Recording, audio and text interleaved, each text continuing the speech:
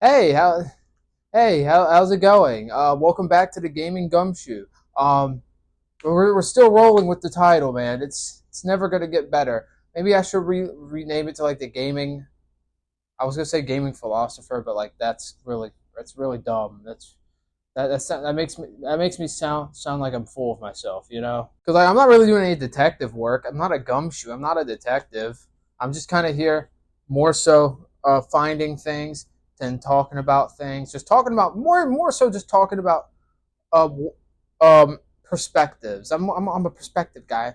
Gaming ethics. Should we call it ethical gaming? Is that what we should call it? Ethical gaming? I mean, I guess this is a pretty good time to talk about ethical gaming because this episode is on piracy and emulation. Here on this episode, we will be talking about pirating and emulation.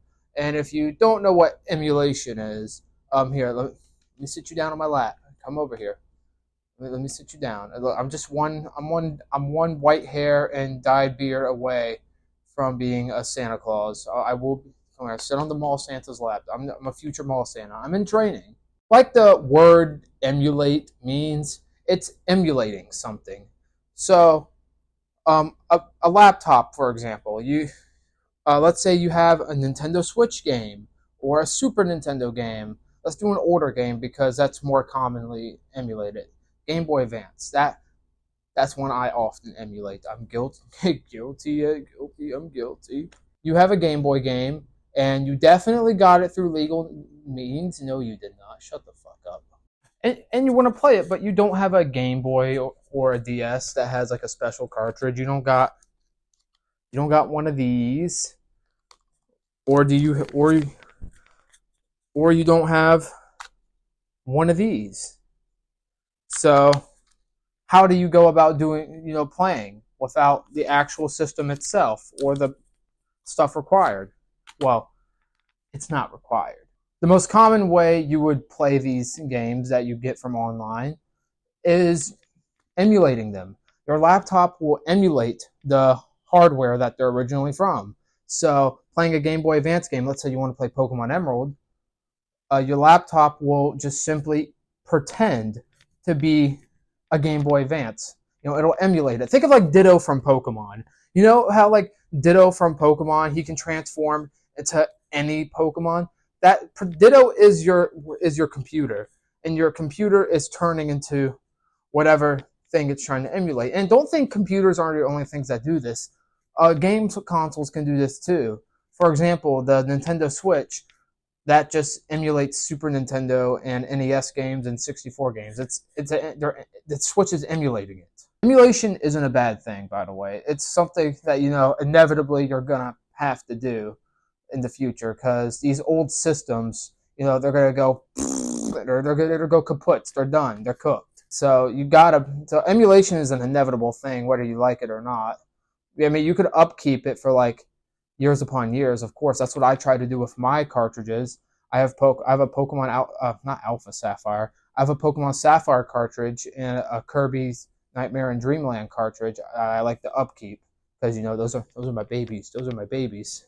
But of course, I can't do that forever. And getting the means to save the save file forever is kind of hard. Especially, well, actually, now that I think about it, no, only the Kirby game has. Oh, yeah, that's right. Pokemon Sapphire doesn't use a save battery. Okay, for context, for anybody who doesn't know, a lot of older games use save batteries. In fact, I might have one I can show right now. Okay, I'm very stupid and I'm very dumb. It turns out I'm productive and I actually have all my stuff fixed. Oops. But I have just a couple games here to show that. Well, I can't bust them open right now, but games like Pokemon Blue and a Link's. Why'd I have to look at it? Link's Awakening.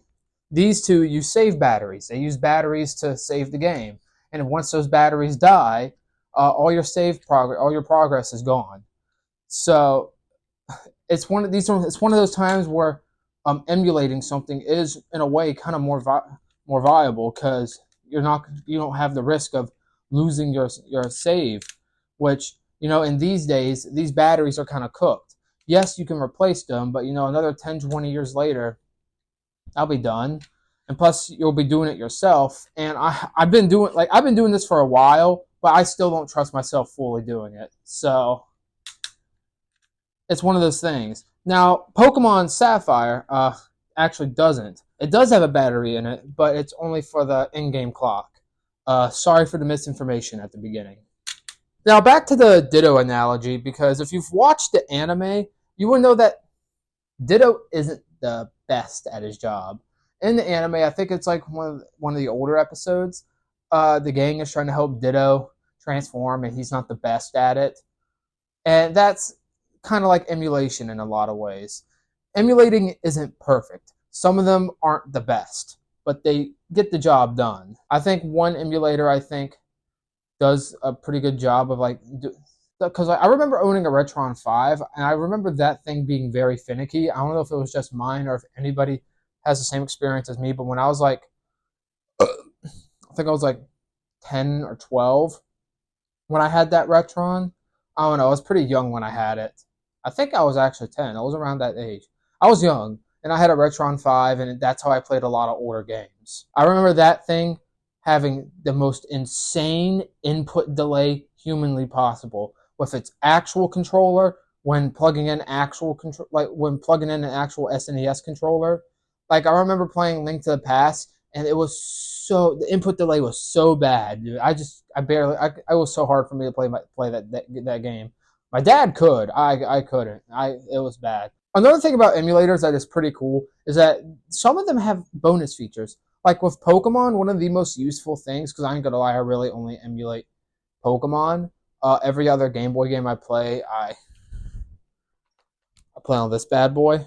With games like Pokemon, you can like speed it up, and it goes really fast, and that's really useful for some encounters. Like it's nice. It's probably not Pokemon, but many other games as well that may have a grindy aspect. So emulators kind of goated. They're kind of goated, and Game Boy emulators aren't the only ones. There's ones from the oldest consoles all the way to the newest consoles. There's an emulator for practically everything out there. However, this is a very touchy subject because, companies are they're really trying to crack down on it.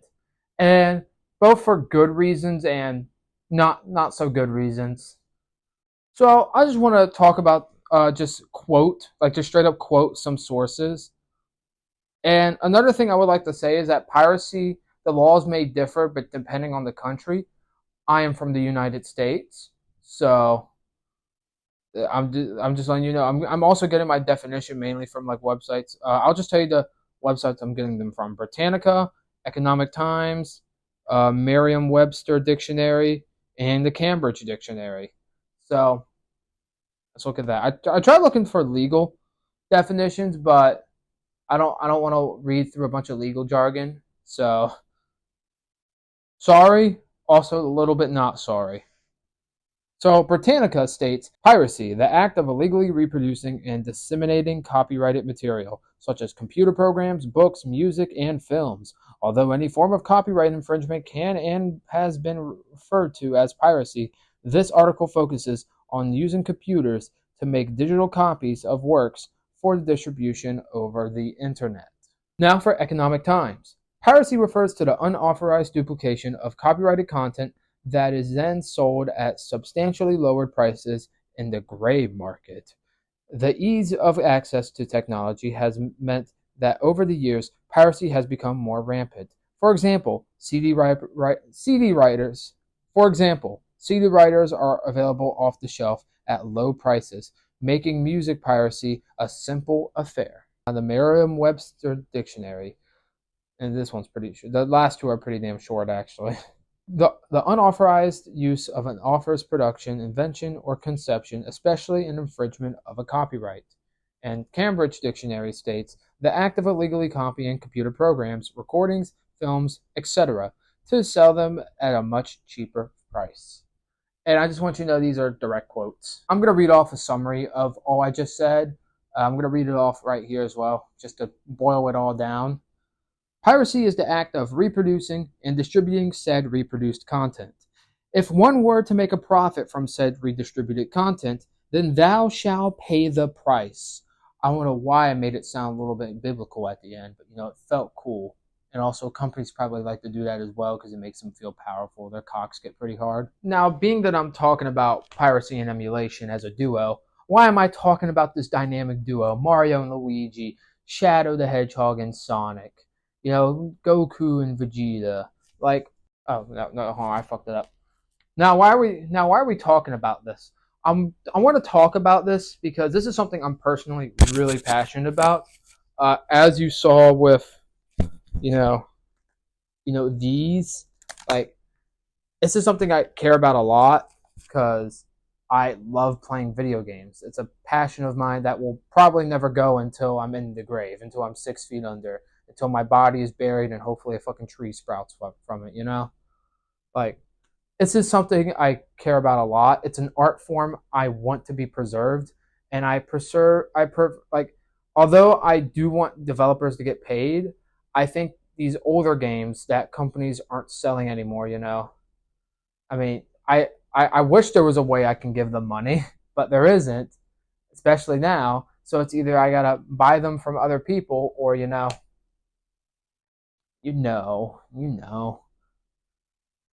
and I don't got the money to do all that. So it's more than that. There's way more than that, but that's like a synopsis of why. Now to get into the heart of the video and the question I really want to pose: is it right to pirate? Is it good to pirate? And right away, those are two completely different questions, mainly because with morality and ethics. And speaking of ethics, right now I am standing on a Rubik's Cube. Why did I build a giant Rubik's Cube? Well, it's not just because it looks pretty damn cool and I wanted to really make use of copper, but also it's because of an analogy. I picked it up in class recently and I really like it. It's called the ethical Rubik's Cube. Now, let's say, you're in a situation and maybe you gotta, like, you're like, do you want to do the most ethically right thing? Or maybe you want to stick to your morals, or maybe the law is what's important. You have to dial each of those knobs a bit. It's kind of like going on an XYZ axis when it comes to a game. You want to go up and down, you want to go left and right, or you want to go forward or back. That's what the ethical Rubik's Cube is supposed to represent. Are we going to do something that's immoral, but ethically good, but also lawful?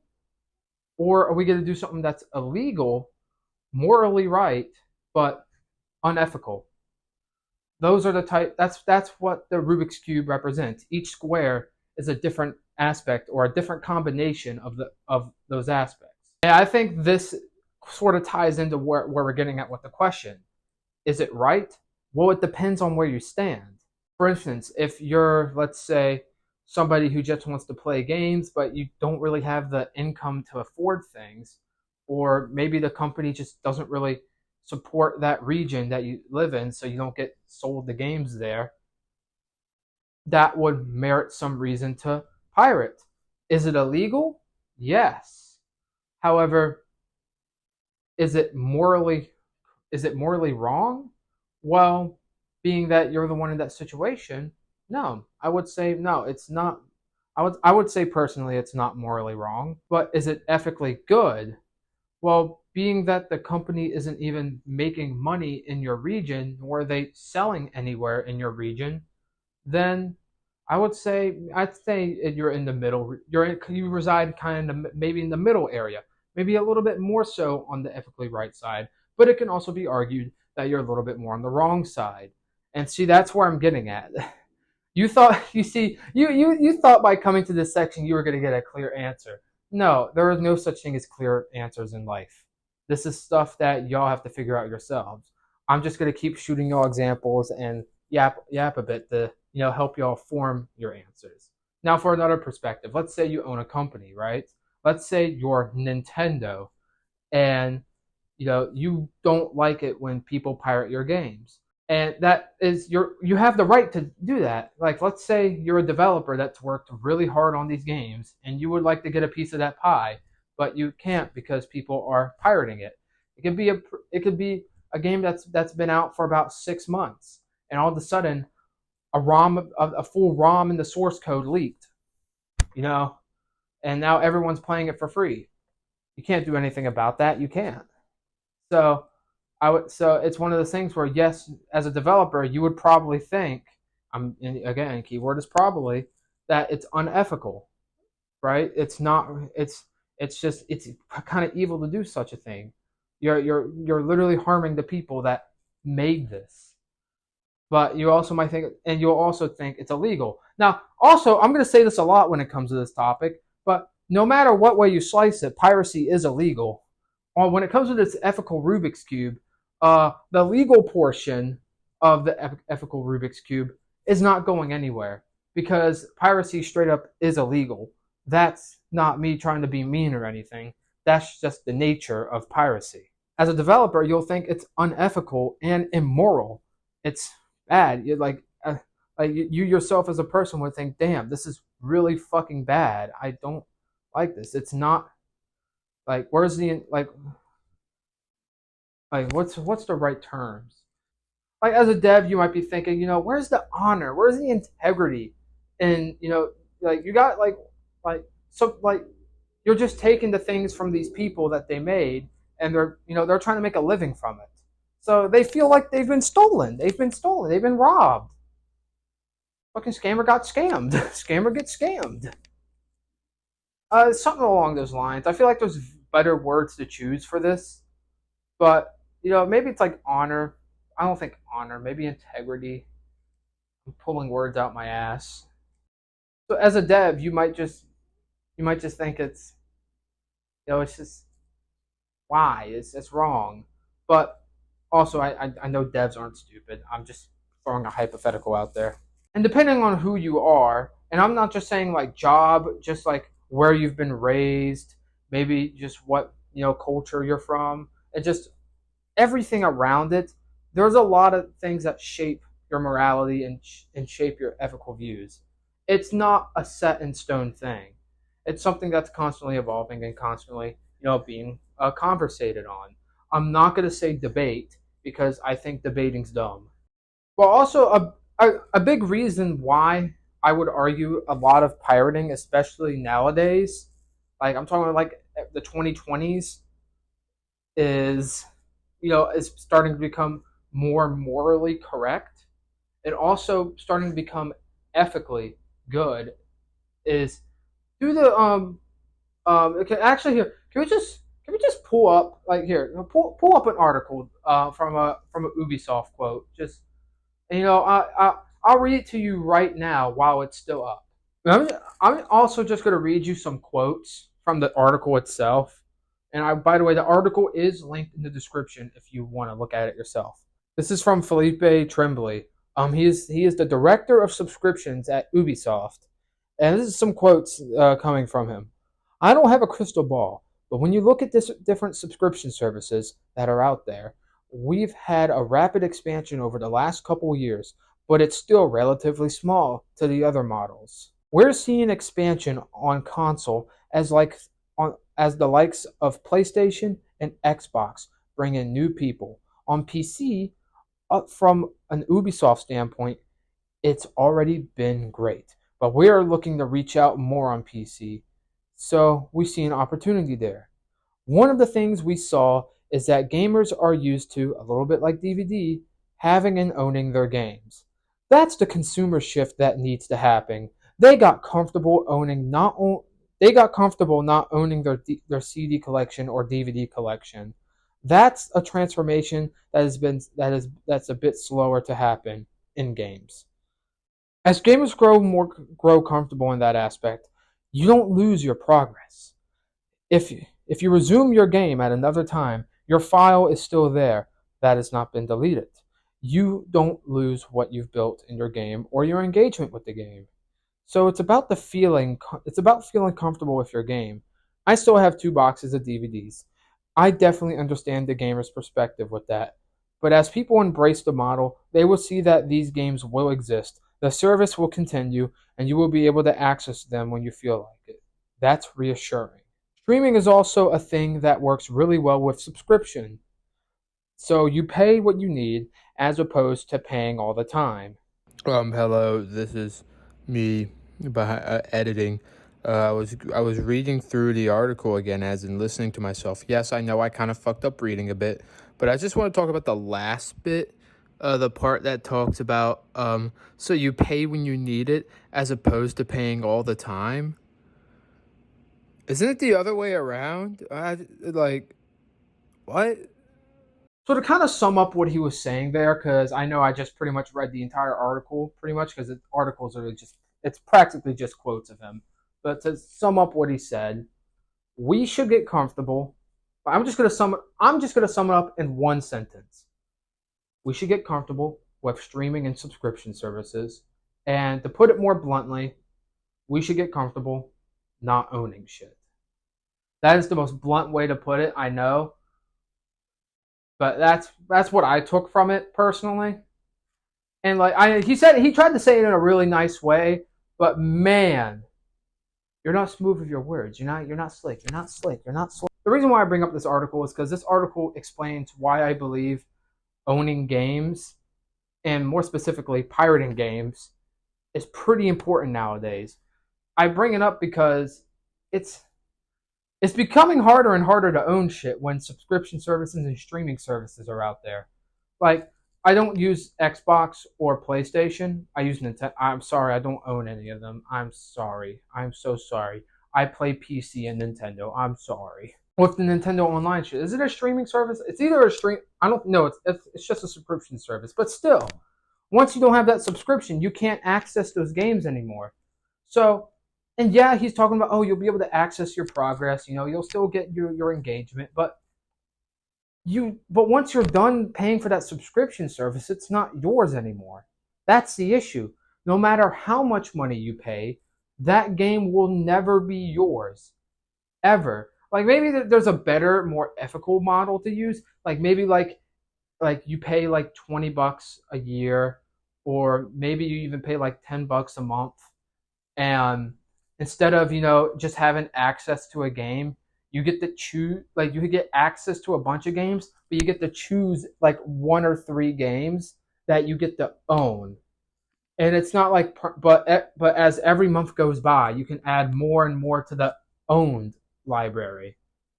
That's where I'm getting at. Like, they just directly download to your shit instead of being locked behind a paywall that is a subscription. I don't know. I'm just spitballing. I'm just spitballing. I'm just spitballing.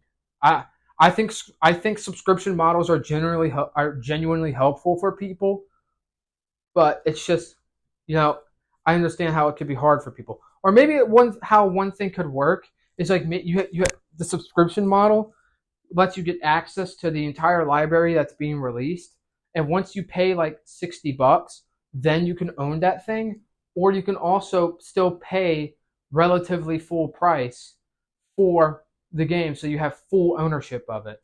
Maybe they even send you a physical copy. I think physical media is very important, if you couldn't tell.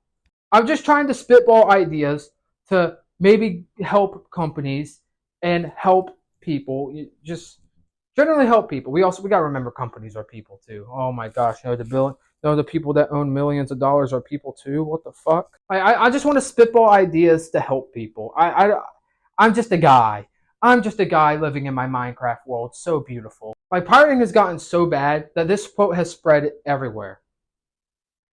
If buying isn't owning, then stealing isn't piracy. We've heard it everywhere. It's been in every comment section. It's been spammed everywhere. I don't know where it originated from, but goddamn, that person is right. Because the more these things are going to be locked behind paywalls, the more people are going to want to pirate shit. Like Netflix's One Piece live action. It's pretty good. It's pretty good. It's pretty good. But there's no physical version for it. So, and Netflix is not a service that's going to last forever. I honestly don't think any service can possibly last forever. It's just one of those things. Like, maybe it will, maybe it can. Maybe if Jeff Bezos makes a fucking robot version of himself to run Amazon hundreds of years in the future, like, I don't fucking know. But things have to die eventually. And I say that because I genuinely believe these models can't last forever. Like, even I'm thinking about, like, partnering up with one of my friends to make some sort of service involving anime and manga. But I also keep in mind I don't think this service will last forever. Like I think even after I die, it can get corrupted and then something will happen, and that's just also the nature of how business goes usually. Stat, it's just I don't know. To like maybe I'm wrong. Maybe there's businesses that always stay good and stuff, but I don't know. When it comes to media, it feels like that it's very easy to get corrupted. But if you couldn't tell, the main reason why businesses really don't want you owning stuff, they want to stick to this subscription model, is reselling and borrowing, because they're not making money from that. You give your homie a game, oh shit, they just got a fucking game for free, and they're not making money from that. Because once you're done playing a game, you're probably not going to pick it up again. You might, but you probably won't. But your friend, he doesn't need to buy it. You finished your game, now you can give it to him. Companies hate that. They just hate fun. They hate fun. That's one of the reasons why I love. I know I talk about Skylanders a little bit, but I really love Skylanders. It's because the beauty with Skylanders, like to me, is like I remember one of my friends having the game, and I remember going over to his house and bringing my Skylanders with me, and we were like sharing them, having fun with them. It was magical. Skylanders was fucking magical. The wireless portal, putting them on that shit, magical, peak. But yeah, companies just don't want you sharing shit anymore. It's kind of they need to watch some Care Bears. Lastly, but not least, and most importantly, more money. Both of them lead. Both of the points of reselling and borrowing lead back to money. It's money. They want money. They want money. Subscription models is a consistent flow of money, rather than staking your bets on a game that may not be successful. Subscription models, you're guaranteed money, even if the shows you pump out is dog shit. Like you still have a bunch of other shows that are good. You pump out one dog shit show, whoopsie doo. It's not like people are gonna unsubscribe just because of that. You're set. You're good. It gives businesses that financial security that all businesses really want at the end of the day. No matter if you're a big billion-dollar business or somebody working at a cafe, everyone wants financial security. Now let's just go over the benefits of pirating, and then we'll go into the cons of pirating. I know we talked about emulation at the beginning, but emulation's kind of the mad part, mainly because I feel like you have to talk about emulation when you bring up pirating. So that's kind of the main reason why I brought up emulation at the beginning, just to explain what it is. The benefits to pirating are pretty obvious, actually, when you think about it. The first, most glaring one, is that you get the product for free. Free! Like you're telling me I could play all these games for free? Instead of looking for Dora the Explorer on Game Boy Video, now I can just put it on my shit for free. I don't have to search for it and hunt it down, because it's pretty hard to hunt that down. Or you go on eBay and it might be a little pricey. Why is Dora that expensive? I don't know. I don't think it's that expensive. I don't think so. If it is, that is really funny. Another pro to this is also with emulation as well. Generally, this is more so an emulation pro, actually. It's modding and ROM hacks. Especially when it comes to Pokemon, I genuinely am a believer that ROM hacks keep Pokemon alive. Not like the franchise. Pokemon does not need ROM hacks to keep the franchise alive. However, I think it keeps the soul and like the really core fan base alive. It's like me, for example, my favorite ROM hack, hands down. Do not worry, I have the actual game, so I'm not pirating. Is Pokemon Emerald Road. I fucking love this game. I love it, especially with the 2.0 release. Peak gaming. If look, I recommend anybody, if you can, get the game.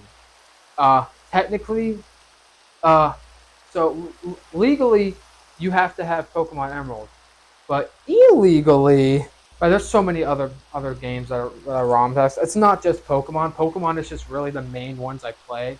Pokemon Crown is another amazing one. Great game. Peak. You got Radical Red. You have Voyager. There's so many good games, and they're still coming out to this day. Like there's this one, like sort of remake slash demake of Pokemon Emerald, and it's kind of like Pokemon Emerald but in Game Boy graphics. I think it's called like Pokemon Emerald Sea Glass or something. I don't know. It looks amazing. I need it. And the last but most important pro is preservation. When you pirate these games and it's on your laptop, it's on that USB, it's on your external hard drive, it is there forever. It is yours now, and what you've just done is preserve art. You have just done the act of preserving art. No matter, I don't care if you're doing it for immoral reasons. I don't care if you're doing it morally correct reasons. What you have just done is preserve art. Video games is an art form, and the thing with older games especially is that as time goes on, it becomes really hard to replay these games. Like, yes, there's remakes, but it doesn't. I don't think not all remakes do the original game justice. Sometimes the original game has things that the remake can never recreate. It's just it has that soul to it. It has those vibes. It has the meanings, the like each individual texture. Like not saying the remakes don't have their own meaning. It's like it's just it's a new artist picking up the same using the same paint that other people did, but on a different canvas. Maybe not that exact. Maybe not exactly, but you get what I'm saying. You get what I'm saying, right? Right. I'm not speaking out my ass. I do speak out of my ass a lot. Let's be honest. Preserving games is very important. Bottom line, I think I've talked about this already. Preserving games is very, very, very important, and I'll probably talk more about it throughout this entire series. Giving people the chance to play these games is is a lifetime experience. Video games, like I think video games can leave more of an impression than any form of media. I think video games can leave an even deeper impression than people realize. It leaves a deeper impression than movies, books, drawings, paintings, music. Video games just has this way, like it does it all in a way. You have all the textures that have been crafted, the OSTs of the games, the mechanics themselves being an art form. Like there's so many things. Like it's like a combination of everything into one, not just not just one, an interactive experience. It's like a playable movie in a way. Movie like you yourself are playing the game. You affect everything. Like there's like no better game to demonstrate this than Undertale. Undertale being one of the greatest fucking games ever made, hands down, no question fucking about it. Art has soul in it. I think in the good art and what amazing art does, and I think any form of art really can imprint the soul of the creators onto you, their intent onto you, their meaning onto you. Video games are is art. Bottom line, I don't. This is what this is. Look, I'm open to arguments in the comment section. Look, I'm open to arguments in the comment section, but this is one thing I will not argue on. Respectfully, video games is art, and if you disagree, why are you still watching the video? And that's about it for the video. This was pirating and emulating on the ethical gamer. I might roll with that. I think I'm gonna roll with that title. I kind of like that. I kind of like that. I kind of like that. It's not bad. It is not bad. Maybe there's better ways to do it. Maybe there is. But that's not bad. That's not bad. I think for now that's pretty good. I think we're on the right track for a name. Yeah. If you made it this far, thank you for watching. Like, comment, subscribe, and please stick around. I'll also link my social medias in the description. I like to post clips from my Minecraft streams, and I also plan on for the final video doing something a little special if I can have the time to do it. So, thank you all for watching. I'm Salt. I was about to say my old catchphrase, hell is hot, so don't be a thought. That used to be my actual old catchphrase. I'm getting like PTSD just saying that out loud. Actually, I'm gonna stop rambling. You'll have a good day. Thank you for listening to me in the background while you vacuumed your house or did some homework. Have a good one. Ace that assignment.